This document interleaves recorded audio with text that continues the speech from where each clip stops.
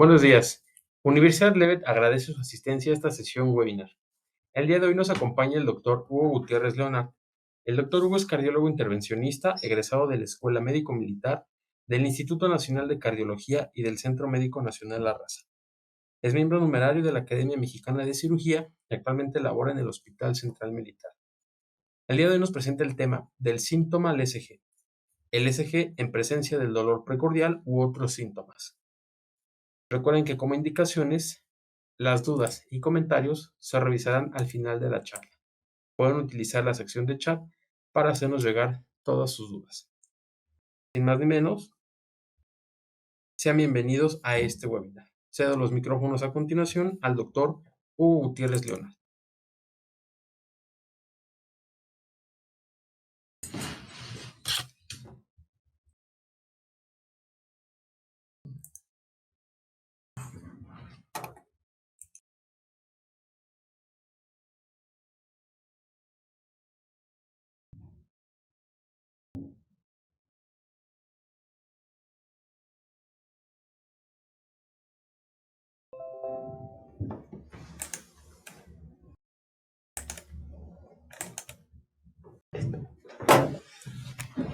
Muy buenos días. Pues antes de iniciar esta charla, como es una costumbre, agradecer al comité organizador que pues hace posible que tenga un rato de plática con ustedes y analizar ciertos datos del electrocardiograma y de los síntomas para hacer el diagnóstico de distintos padecimientos cardiovasculares. Y agradecer a mis maestros, que gracias a ellos, pues a hoy por hoy, pues tenemos herramientas y, y otros estudios excelentes para hacer el diagnóstico de distintas enfermedades cardiovasculares, y pues mi eterna gratitud a mis maestros, que gracias a ellos, pues estoy con ustedes platicando en un espacio de tiempo para ir haciendo el diagnóstico de estas enfermedades. El día de hoy, pues vamos a ver el electrocardiograma, que nos ayuda con diferentes síntomas del aparato cardiovascular. Vamos a ver, por ejemplo, el dolor torácico, que es pues, la piedra angular de la cardiología, hoy por hoy, porque la cardiopatía isquémica, el infarto, pues, ha aumentado su frecuencia, así como otros síntomas que son la disnea, las palpitaciones y el dolor torácico, el síncope, perdón, que es muy interesante el electrocardiograma, que nos apoya para hacer el diagnóstico de la causa del síncope. Aquí en este tema, ¿por qué es muy interesante? Porque además del electrocardiograma, interviene la curiosidad clínica para hacer el diagnóstico de diferentes padecimientos, pues que nos orientan para su tratamiento y evitan consecuencias graves como la muerte súbita. Vamos a empezar con el dolor torácico. Pues tenemos el dolor claramente isquémico. Pues, como ya hemos mencionado en otras pláticas, pues, pacientes que sufren infarto agudo del miocardio, dolor opresivo, retroesternal, sensación de muerte súbita, que irradia hacia el brazo izquierdo, hacia la mandíbula. Lo que ya mencionamos que es un dolor, pues puede decir clásico, y claro, también tiene un porcentaje donde el dolor puede ser en epigastrio, únicamente en opresión de cuello, ¿sí? O incluso datos ligeros de disnea. También hay variaciones, pero aquí nuevamente pues, la herramienta es muy importante. El electrocardiograma, pues recordemos, nos da un superdesnivel del segmento ST, o lesión subendocárdica o isquemia, y apoyado con los biomarcadores, pues hacemos el diagnóstico de infarto agudo del miocardio, el diagnóstico de angina inestable, o con pruebas de esfuerzo, otros estudios, también el diagnóstico clínico de la angina estable. Pero hay otros que es dolor no isquémico, ¿sí? Que es de origen cardiovascular, por ejemplo, la pericarditis.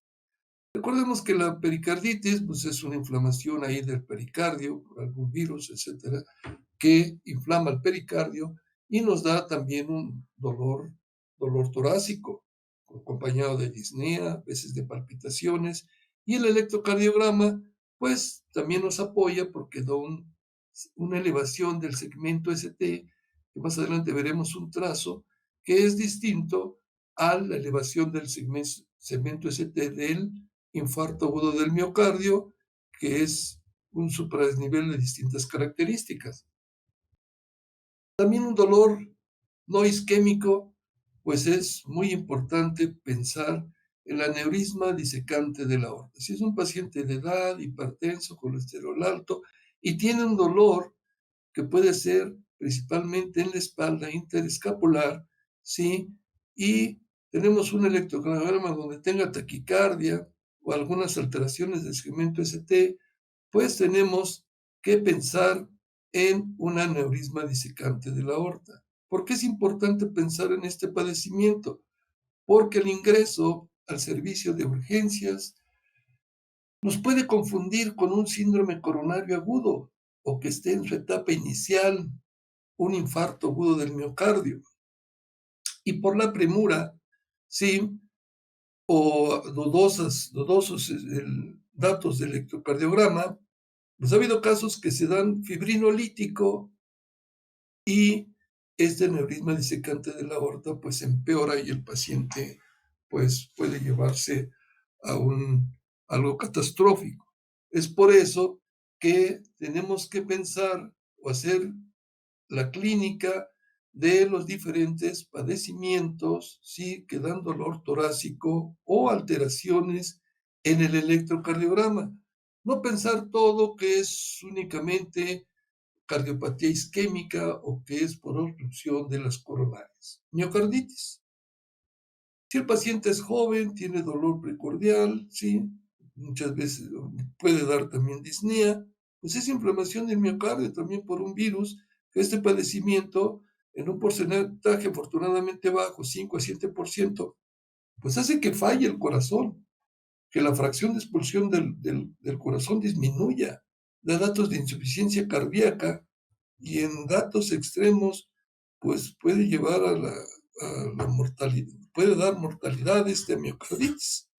Entonces, por eso es importante, repito, y también hay alteraciones del electrocardiograma, incluso los biomarcadores que son esenciales para hacer el diagnóstico de la cardiopatía isquémica, como el músculo se inflama, incluso los biomarcadores también pueden estar elevados. Entonces, por eso es importante ir haciendo la clínica, el diagnóstico diferencial y pensar en otras posibilidades, ¿sí?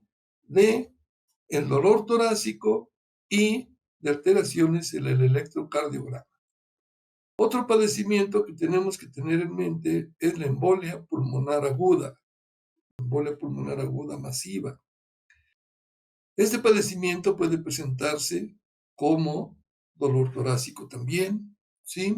Pero aquí la característica es que se acompaña de mayor disnea, tiene más dificultad respiratoria, la taquicardia, y sobre todo en clínica lo que es muy importante, los antecedentes. Si el paciente estuvo mucho tiempo en reposo, fue intervenido quirúrgicamente, una cirugía de cadera, tuvo una fractura, un viaje prolongado, antecedentes de síndromes como de cardiolipinas. Todos esos antecedentes nos ayudan y nos orientan para tener en mente un diagnóstico de embolia pulmonar. Entonces, siempre los antecedentes son muy, muy importantes para ir haciendo el diagnóstico diferencial y pensar en otras posibilidades y no únicamente el infarto o la angina inestable. La embolia pulmonar también puede manifestarse con síncope, porque al terminar el último capítulo de esta plática vamos a hablar del síncope, que es otro de los síntomas muy, muy importantes. Y la embolia pulmonar puede manifestarse como síncope.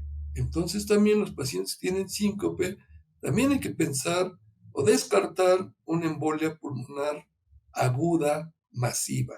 Ahí cuando hay síncopes, porque la embolia pulmonar es masiva, es de muy mal pronóstico un paciente con embolia pulmonar aguda masiva. No es otro dolor no cardiovascular, pues es el dolor en la pared torácica, el músculo esquelético, la famosa osteocondritis que le llamamos, que son en pacientes jóvenes que hicieron mucho ejercicio o algún desgarre, dolor torácico que tenemos que descartar. Y de origen respiratorio, en este capítulo no cardiovascular, pues tenemos dolor torácico, también nos da el neumotórax, un neumotórax, atención, nos da dolor. Aquí la radiografía de tórax nos ayuda bastante para hacer el diagnóstico, la auscultación, pues no hay un modo respiratorio, así como también pues, el antecedente de algún traumatismo, de algún padecimiento. La pleuritis, inflamación ahí, la pleura, también nos da dolor torácico y en esto pues realmente no hay alteraciones en el electrocardiograma. En el neumotórax del lado izquierdo podría darnos algunas alteraciones del electrocardiograma en el segmento ST. Una neumonía pues también da dolor torácico, dificultad respiratoria, bueno, y ahí pues los antecedentes o si tiene fiebre, dificultad respiratoria y vamos haciendo el diagnóstico diferencial. Entonces, repito, aquí la clínica con el electrocardiograma, como es una regla, debe de ir combinado, debe de ir junto para hacer el diagnóstico o sospechar el diagnóstico. También tenemos alteraciones del tubo digestivo, gastritis o principalmente en una colecistitis aguda que tenga un dolor que incluso se puede reflejar un poco hacia arriba. Entonces ese también nos confunde con alguna alteración. Y el origen psicógeno, pacientes con ansiedad o hiperventilada, pues también pueden referirnos dolor torácico y aquí pues, realmente no hay alteraciones, así como en la colecistitis, pues alteraciones del electrocardiograma. El dolor torácico, el que aparece el 25 al 30%, son pacientes que llegan con dolor torácico dudoso al ingreso al hospital. Sin embargo, hay que tener mucho cuidado con este tipo de dolor si no hemos aclarado el diagnóstico, porque durante algunos minutos o incluso horas puede evolucionar ya estando en el servicio de urgencias y puede evolucionar a un infarto del miocardio o una embolia pulmonar que se haga más grave. Entonces, por eso es importante repetir el electrocardiograma, los marcadores, tomar una radiografía, nuevamente explorar al paciente para ver realmente hacia dónde va a evolucionar este dolor torácico. Y el dolor no isquémico ni cardiovascular en general es radicular, una radiculitis. Más adelante les voy a presentar un cuadro que es muy interesante, realmente es la síntesis de la plática, donde cómo vamos a hacer el diagnóstico, ir haciendo el diagnóstico diferencial de los distintos padecimientos que les he mencionado. En este subcapítulo, la disnea aguda. ¿Qué nos da una disnea aguda? Pues una insuficiencia ventricular izquierda. ¿Cuál es muy frecuente? Pues el edema pulmonar, paciente que tiene un infarto, principalmente anterior extenso. Pues, ¿qué ocurre? El infarto es tan extenso que hace que falle el corazón. Y al fallar el ventrículo izquierdo, hace que aumente la presión en la aurícula izquierda y esto nos produce un edema agudo del pulmón. Y aquí pues tenemos las alteraciones del infarto agudo del miocardio, ¿sí? Pero el paciente puede llegar al servicio de urgencias con dificultad respiratoria muy importante, una disnea aguda, ¿sí? Secundaria a la insuficiencia ventricular izquierda por el infarto y se manifiesta con edema pulmonar. Y en el electrocardiograma, pues encontramos el supradesnivel del segmento ST. También disnea aguda nos lo puede presentar los pacientes jóvenes que tienen una miocarditis aguda, severa. La mayoría, afortunadamente, son miocarditis ligeras, que no dan gran falla cardíaca. O una taquicardia paroxística, una taquicardia supraventricular, ¿sí? es tan rápida la taquicardia, pacientes que tienen ya deterioro de su función cardíaca, nos pueden dar una disnea aguda, así como una fibrilación auricular rápida. Entonces ingresan al servicio de urgencias por disnea aguda y al tomar un electrocardiograma, pues nos orientan a que es secundaria a una arritmia. Ya habíamos mencionado, pues disnea aguda súbita es la embolia pulmonar. Y ver los antecedentes, reposo, cirugía, flebitis que nos orienten a sospechar en este diagnóstico.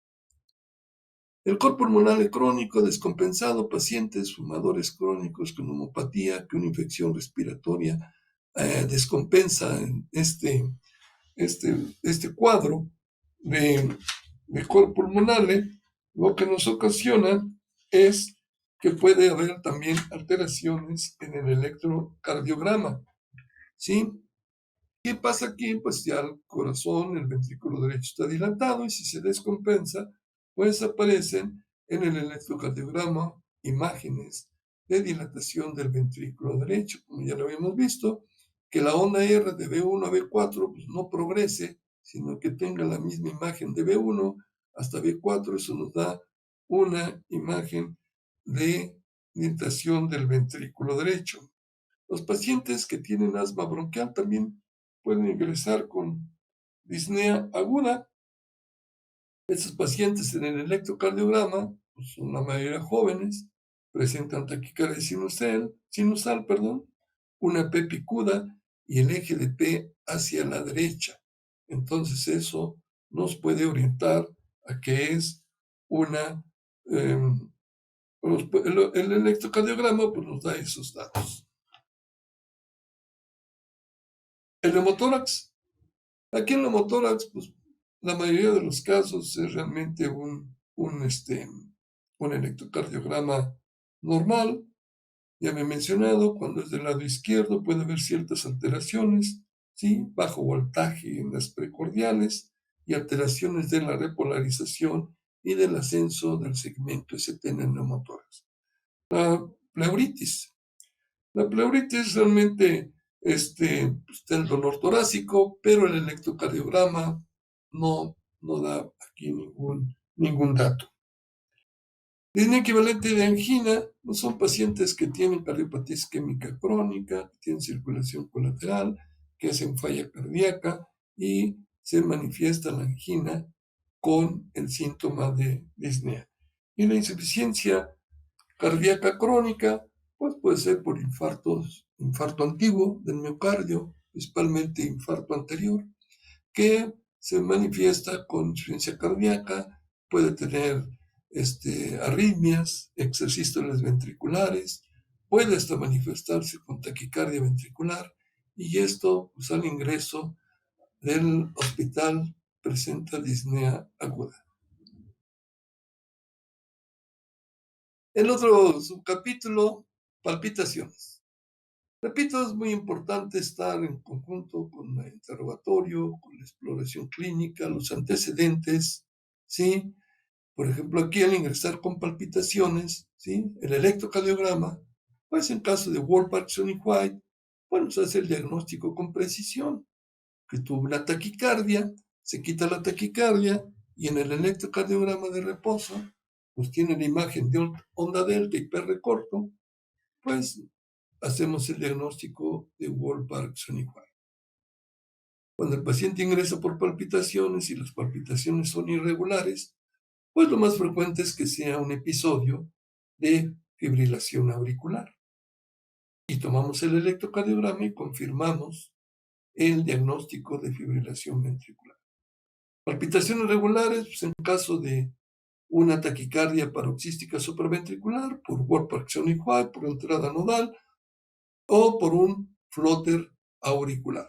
Y variación de la frecuencia, también puedes que la frecuencia es de 150 por minuto, después disminuye o aumenta, esto puede ser secundario a un flóter auricular que va siendo de conducción variable y la frecuencia puede aumentar o disminuir y el electrocardiograma pues, nos confirma el diagnóstico.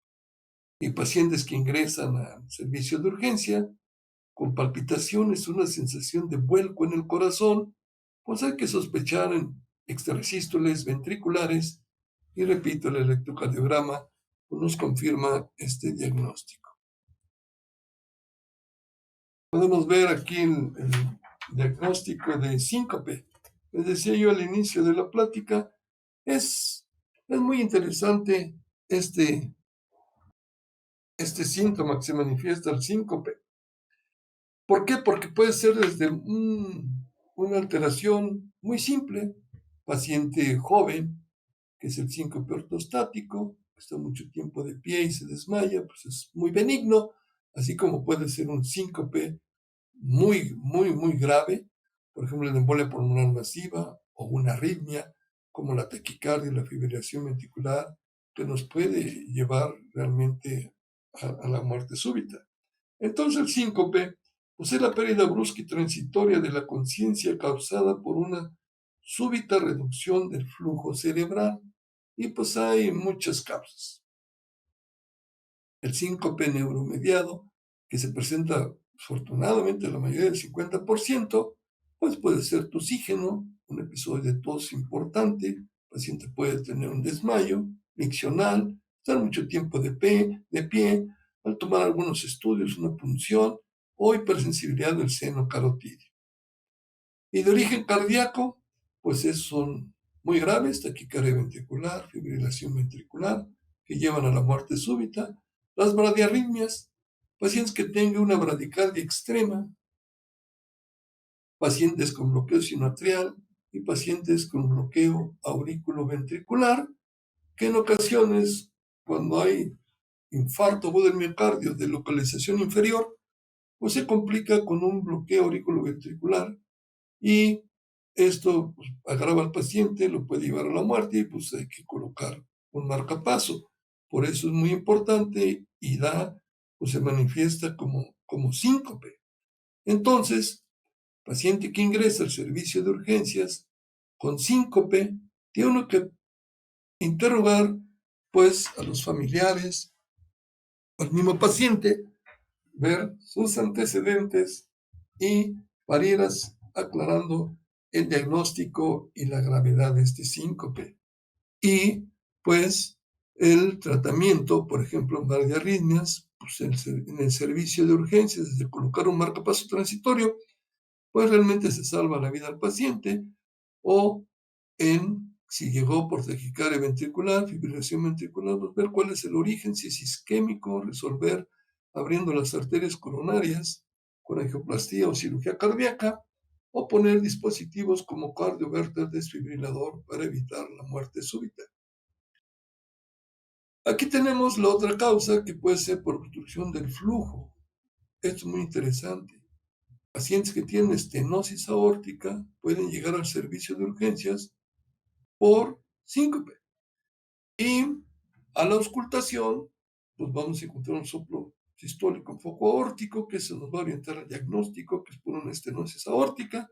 El electrocardiograma, pues tendrá datos de hipertrofia del ventrículo izquierdo, sobrecarga sistólica del ventrículo izquierdo, y estos pacientes, cuando ya presentan síncope, pues, de estenosis aórtica, pues el pronóstico es grave, ¿sí? Y hay que, pues, completar los estudios para una intervención quirúrgica o implantar una prótesis en la válvula aórtica para solucionar el problema.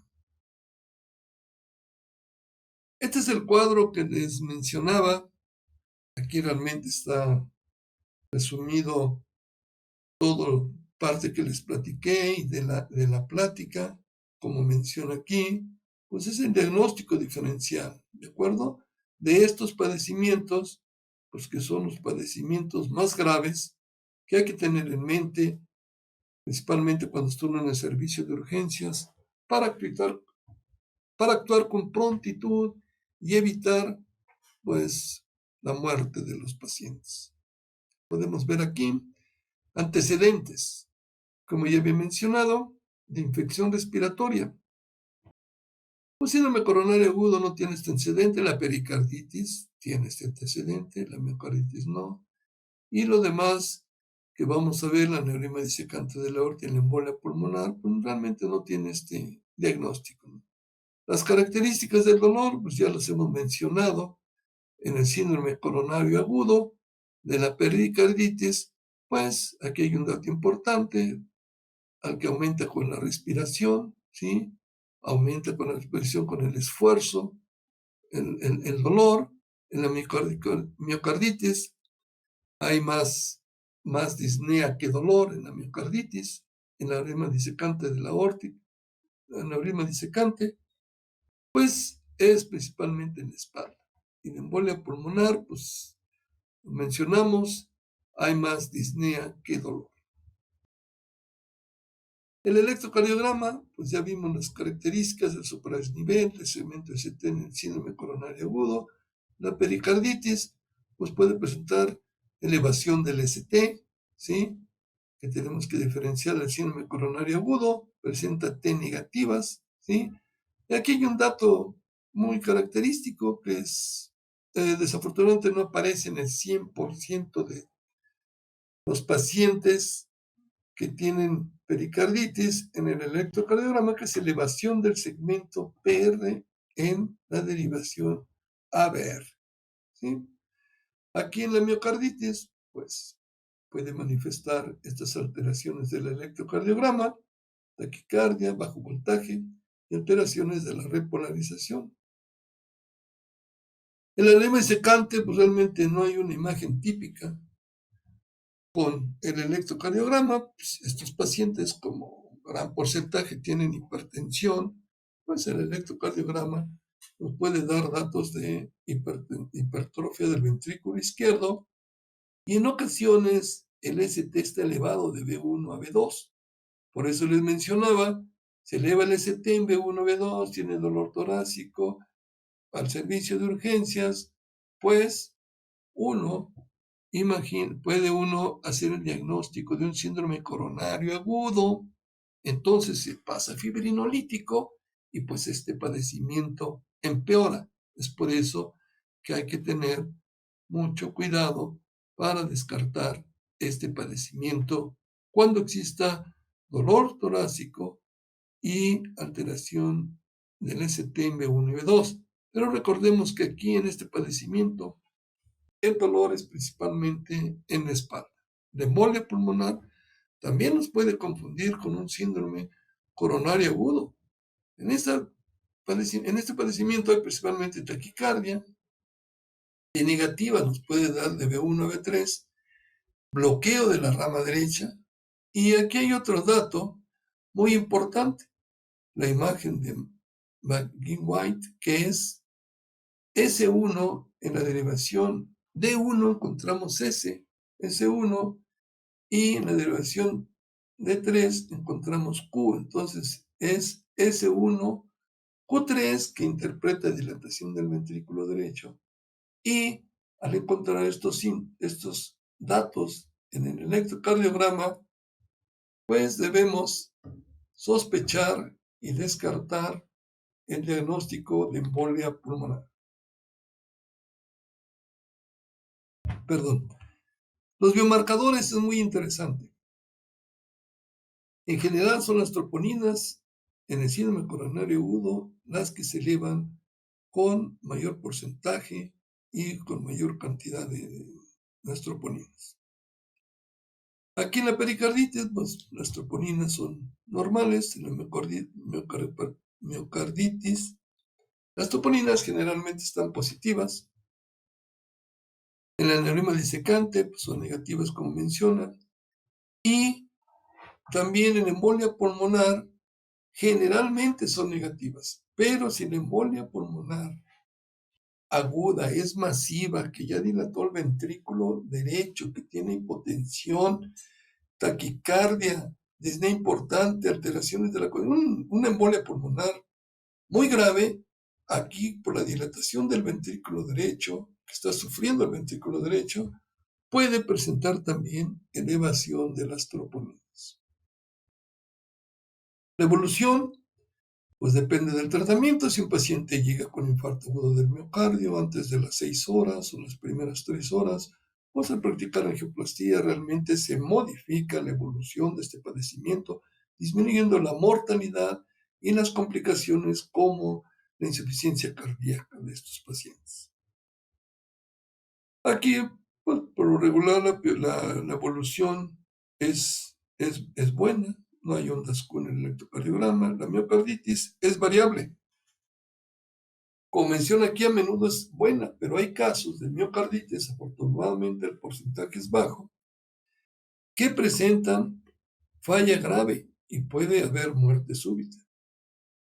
En la neurisma disecante, pues realmente el pronóstico y la evolución de estos pacientes es muy grave. La cirugía urgente, la mortalidad, pues hoy por hoy ya es menor. Y hoy por hoy hay las prótesis aórticas con stent, que eso ha disminuido también la mortalidad en el tratamiento. La embolia pulmonar depende de la importancia, depende de la embolia, lo masivo que sea, porque hay pacientes con embolia pulmonar que su situación es muy grave y la mortalidad, a pesar de varias décadas con distintos dispositivos para tratar la embolia pulmonar, así como la cirugía, la embolia pulmonar sigue siendo su mortalidad elevada. ¿Por qué ha disminuido? Porque hoy por hoy pues, se tiene en mente la sospecha de este padecimiento. Se cuenta con la tomografía pulmonar, la angiotomografía para hacer el diagnóstico con prontitud y una sala de hemodinamia para tratar de extraer los trombos y así disminuir la mortalidad. Aquí lo que vamos a ver es un paciente que tiene pericarditis idiopática, lo que habíamos mencionado, pues pueden las alteraciones en el segmento ST estar elevado, como B4, y la característica que en ABR, vean aquí el PR, está más elevado que el segmento ST. Aquí lo que vamos a ver es acerca también de un cuadro de pericarditis, que es lo que nos dice, y ver también en pacientes que tienen repolarización precoz. Aquí lo que vamos a ver, un paciente con aneurisma disecante de la aorta, podemos ver también alteraciones del segmento ST, T negativas, porque pues esto es pacientes que tienen hipertensión arterial, pues tienen esas alteraciones, es elevada, pero aquí lo podemos ver en la tomografía. Miren, aquí está la disección de la aorta. Entonces, repito, si estos pacientes tienen dolor principalmente en la espalda o en tórax y alteraciones en el electro y se da fibrinolítico, pues eso es realmente muy grave en este tipo de pacientes. Aquí podemos ver este paciente con embolia pulmonar, lo que mencionaba, este es el síntoma signo de, en D1 hay una S y en D3 onda Q. S1, Q3, pues es la imagen típica de McGinn-White y que esto nos apoya a pacientes con embolia pulmonar. Pero pueden ver también alteraciones de la onda T en B1 a B3. Aquí también lo que podemos ver es un paciente con embolia pulmonar y aquí se manifiesta con bloqueo de la rama derecha. Ya mencionamos que estos pacientes, pues otras características electrocardiográficas que tenemos que tener en mente de los pacientes que tienen embolia pulmonar que ingresan con diagnóstico al servicio de urgencias. Aquí, por ejemplo, una paciente con una taquicardia, ustedes pueden ver la frecuencia, 270, 260 por minuto, RR regular, coherencia en voz, pues una taquicardia supraventricular, puede ser por una reentrada nodal, ¿sí? Pero aquí el segmento ST, ustedes pueden ver, está deprimido, pero esto es por la taquicardia, que evidentemente se te está muy deprimido, pero esto es secundario a la taquicardia. Pues esos son de esta charla que a mi criterio es muy interesante porque compagina la clínica, el electrocardiograma, la curiosidad clínica, la exploración, que es el ejercicio para ir haciendo el diagnóstico de estos padecimientos. Y repito, principalmente cuando estamos en el servicio de urgencias, tener en mente distintos padecimientos y ir haciendo la curiosidad diagnóstica para hacer el diagnóstico con prontitud y el tratamiento de estos pacientes. Pues por mi parte es todo, por su atención, muchas gracias.